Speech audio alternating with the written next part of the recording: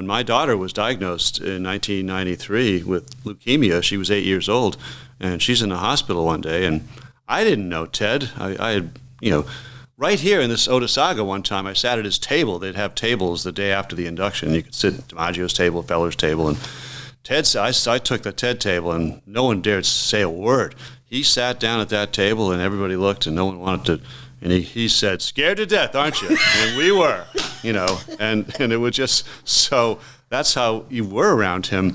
But when my daughter was sick, the phone rang in the hospital, and she was in the early days of treatment. It was a 2-year protocol for the treatment. And knock on wood, things came out great. She has 3 little boys now.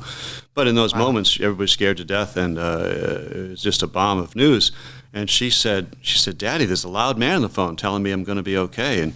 And she didn't know who he was. He identified himself, and she passed the receiver over to me and said, "Oh, your little girl, you tell her. I knew Dr. Farber, and damn it, we always said he could cure these kids, and he's going to find a way, and damn it, he'll do it. And you tell her I'll come up and see her, and I hope she becomes a ball player, and I heard she likes to hit." And after that, I just put a call through, and I could always get him, because he'd say, "How's Kate? Can she hit?